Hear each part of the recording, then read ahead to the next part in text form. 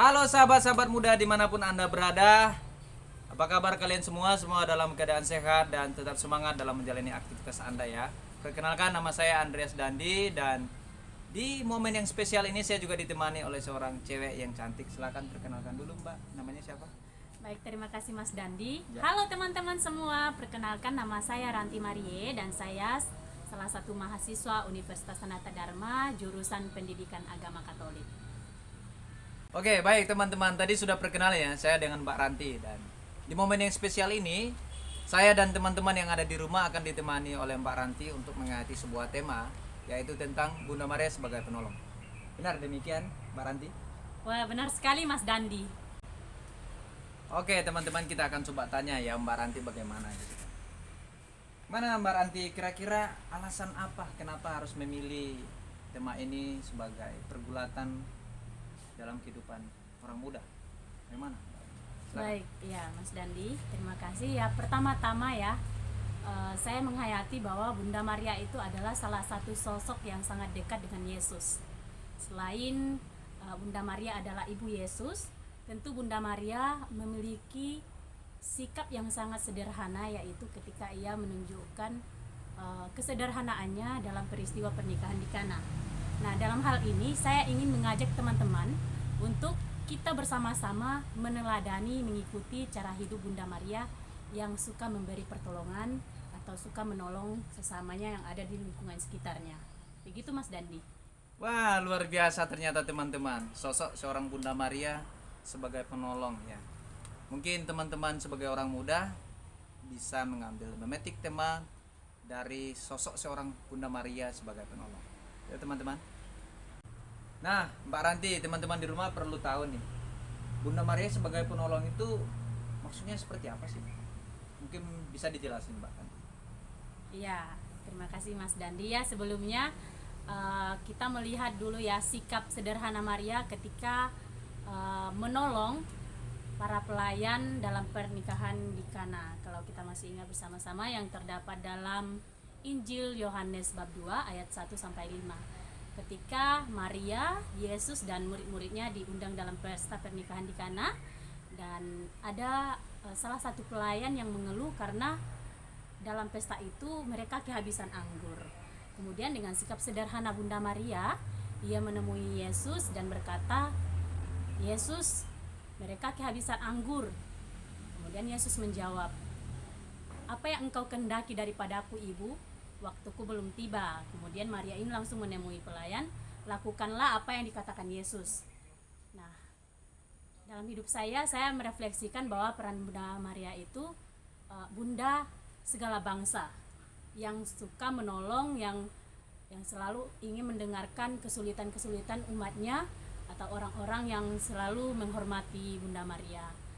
Melalui perantara Bunda Maria, tentu apa yang menjadi kesulitan kita tentu ia sampaikan kepada Yesus, sehingga Yesus pun menjawab doa-doa kita atas apa yang kita mohonkan kepada Bunda Maria. Begitu Mas Dandi. Ya, benar sekali ya apa yang dikatakan oleh Mbak Ranti tadi. Bagaimana sikap Bunda Maria yang menunjukkan dia sebagai bunda penolong dalam pernikahan di Kana.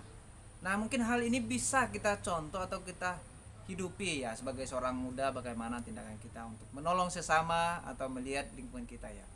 Nah, mungkin kita perlu tanya sama Mbak Ranti. Pengalaman apa sih yang pernah Mbak Ranti alami merasakan pertolongan Bunda Maria dalam hidup Mbak Ranti? Mungkin bisa diseringkan, teman-teman ingin mendengar. Baik Mas Dandi ya. Ya, pertama-tama menurut saya pribadi ya, Maria itu adalah ibu semua orang.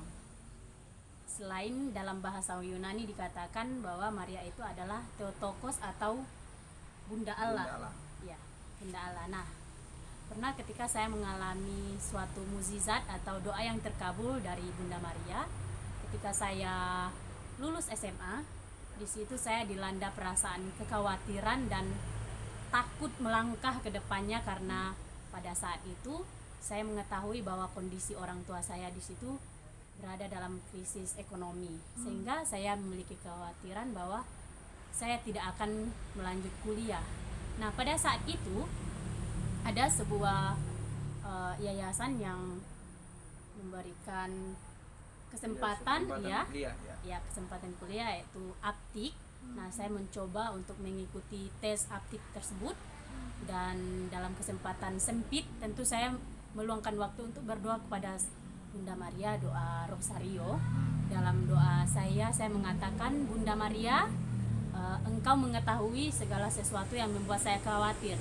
Maka saya mohon kiranya Yesus Putramu dapat mengabulkan permintaan saya, dapat memilih saya untuk melanjutkan studi saya di Sanata Dharma. Nah, Mas Dandi, dari pengalaman tersebut akhirnya saya lolos, dan tentu suatu kegembiraan yang saya alami betapa Bunda Maria mendengarkan doa saya dan Yesus mengabulkan melalui perantaraan Bunda Maria.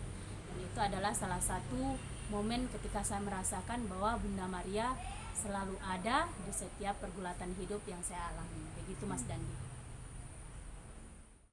Luar biasa ya teman-teman pengalaman Mbak Ranti, bagaimana dia meminta pertolongan Bunda Maria dan akhirnya doa itu dikabulkan oleh Yesus ya, melalui Bunda Maria. Mungkin teman-teman juga punya pengalaman yang persis, dan teman-teman yang juga belum punya pengalaman itu mungkin bisa mencoba ya.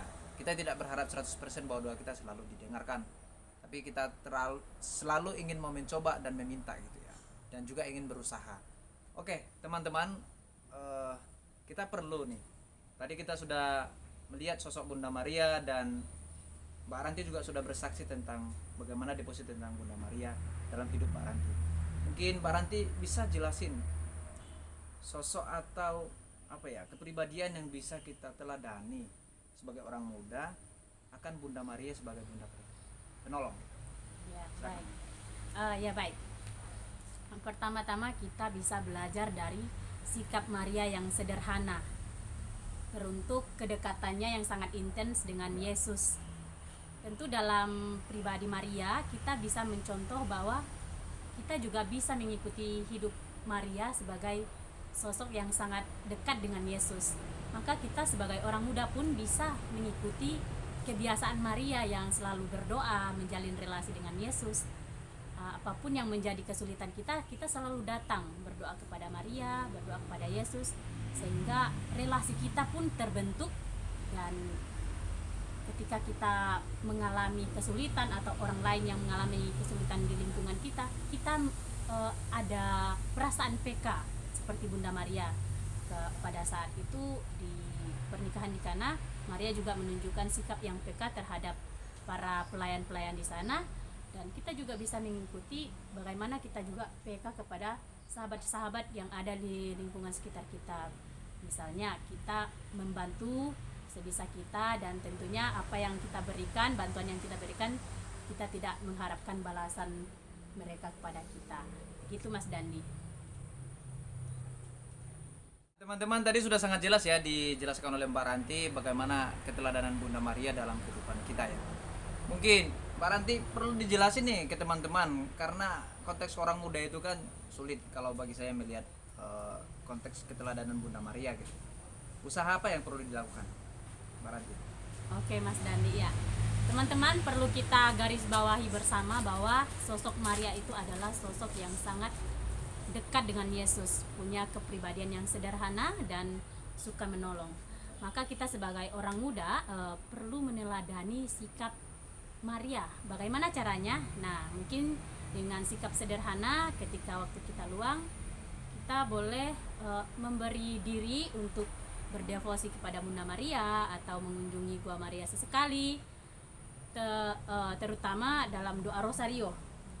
Tentu apa yang kita bangun dalam niat-niat kita akan semakin mendewasakan iman kita kepada Yesus Kristus dan Bunda Maria sebagai ibu kita bersama. Kemudian kita perlu juga memberi ruang refleksi kepada diri kita, meluangkan waktu kita untuk merefleksikan apapun perkembangan hidup kita. Tentu itu akan sangat membantu relasi kita dengan Bunda Maria dan Yesus, baik dalam siklus perkembangan hidup kita maupun relasi kita dengan sesama yang ada di sekitar kita. Begitu Mas Dandi. Nah, itu teman-teman, sungguh luar biasa ya tadi keteladanan Bunda Maria dan bagaimana konteks kita sebagai orang muda untuk meneladani sikap Bunda Maria dalam kehidupan sehari-hari. Hal-hal itu sangat meneguhkan dan menyegarkan bagi kita sebagai seorang muda yang perlu untuk belajar menghayati spiritualitas atau kehidupan Bunda Maria dalam konteks kita yang sekarang.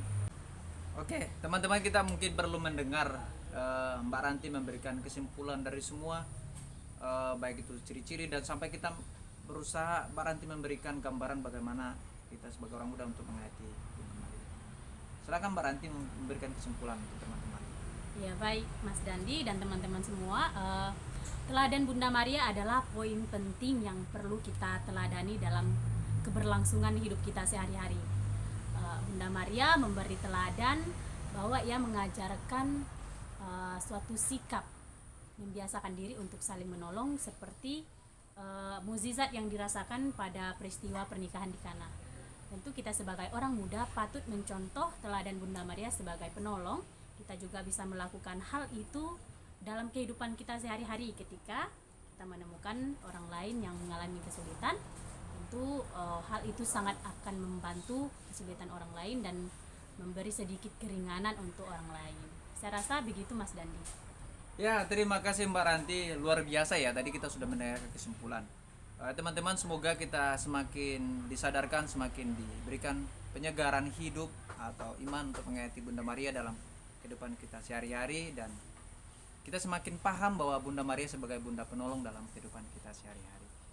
Demikian teman-teman, ujung cerita dalam sesi bincang-bincang dengan Mbak Ranti untuk menghayati Bunda Maria sebagai Bunda penolong.